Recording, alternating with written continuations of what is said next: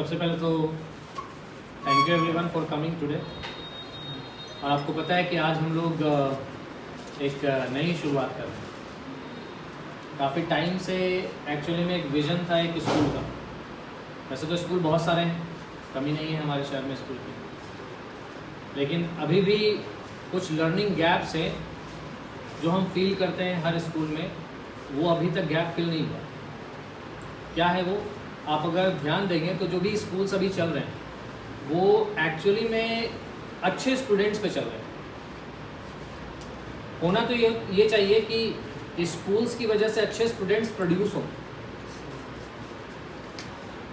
अब ये डिफरेंसेस क्या है? ये डिफरेंस सबसे बड़ा ये है कि अगर एक स्कूल में 80 to 90% बच्चा अच्छा है पढ़ने में, और पढ़ने में अच्छा कहने का मतलब सिर्फ मार्क्स नहीं, एक रॉन्ग परसेप्शन है मार्क्स। आपको याद होगा कि आप लोगों ने 10th में बहुत अच्छा स्कोर किया है ना? सबने बहुत अच्छा स्कोर किया है। इन्फॉर्मेशन कितना याद रहेगा आपको? समझा हुआ अच्छे से कितना? क्या कोई यकीन से कह सकता है क्लास 10th का ये सब्जेक्ट उठाएंगे और हम बस हेडिंग देखेंगे और हमको सारा पॉइंट याद आ जाए? एनीबडी? नहीं ना ऐसा। तो इसके पीछे रीज़न क्या है? इसके पीछे रीज़न है हमारी कंडीशनिंग जो स्कूल्स में हुई। कंडीशनिंग क्या हुई है? टीचर्स के पास एक फिक्स सिलेबस है और वो उस सिलेबस को कवर करा रहे हैं। आपके पास एग्जाम एक पैरामीटर है, बस एग्जाम में अच्छा मार्क्स दीजिए, that's it. 90%, 95, this is the only criteria that they have. Real understanding क्या है? रियल अंडरस्टैंडिंग है सब्जेक्ट की अंडरस्टैंडिंग, जो चीज़ हम पढ़ रहे हैं उसकी अंडरस्टैंडिंग, उसका इम्प्लीकेशन, उसका एप्लीकेशन।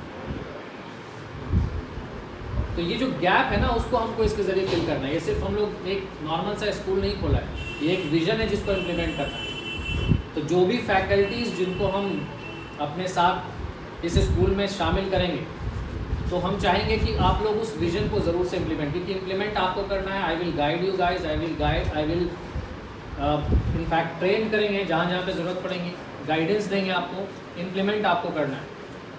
तो एक्चुअली में हम लोग एक यूँ कहें कि बहती हुई धारा के अपोजिट चलेंगे। बहती हुई धारा कहने का मतलब सारे स्कूल जैसे चल रहे हैं ना 100% वैसे नहीं जाना है।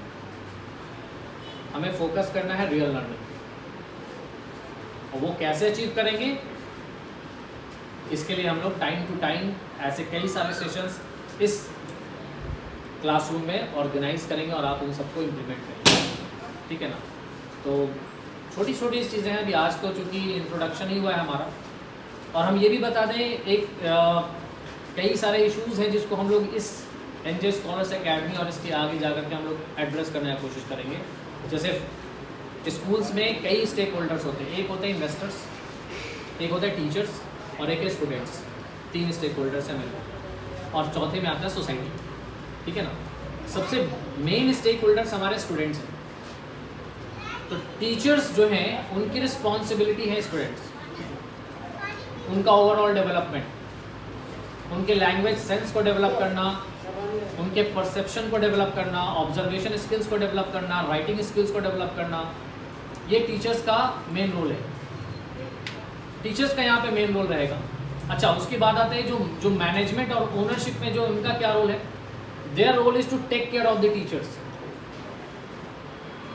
टीचर्स सिर्फ दिन भर लगे रहें, पूरा एफर्ट दें, और उनका कोई करियर में ग्रोथ ना हो रहा हो, एक लिमिटेड लेवल पे जाके फिक्स हो गए हैं, ये नहीं होना चाहिए। और वो चीज़ भी हम एड्रेस करेंगे। कैसे करेंगे? अगर आप फ्रेशर्स के तौर पे ज्वाइन किए तो फ्रेशर्स से लेवल 1, लेवल 2, और in fact we have a vision to create a school, a private school, जहाँ पे लिटरली कहा जाता है ना कि टीचर्स की सैलरी उतनी होनी चाहिए जितना एक स्टेट गवर्नमेंट प्रोवाइड कर रहा है। एटलीस्ट उतनी होनी चाहिए। वो क्राइटेरिया है सीबीएसई का। अनफॉर्चुनेटली फुलफिल नहीं होता। फुलफिल ना होने की वजह ये है कि जो ओनरशिप है ना, वो ओनरशिप और मैनेजमेंट जो है ना, वो सबसे ज़्यादा बड़ा रोल, बड़ा कह सकते हैं आपकी जो इकोनॉमिक केक है, जो बेनिफिट है, वो मेजॉरिटी ऑफ द बेनिफिट वो ले जाते हैं। जबकि टीचर्स इक्वली रिस्पॉन्सिबल है एक इंस्टीट्यूशन को डेवलप करने।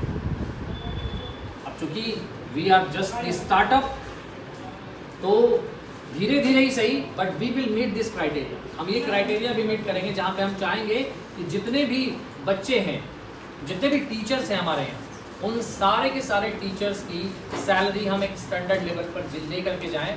और ये भी हम कह सकते हैं कि टीचर्स से भी हम ये एक्सपेक्ट करेंगे that they stay loyal, they stay punctual, they stay dedicated.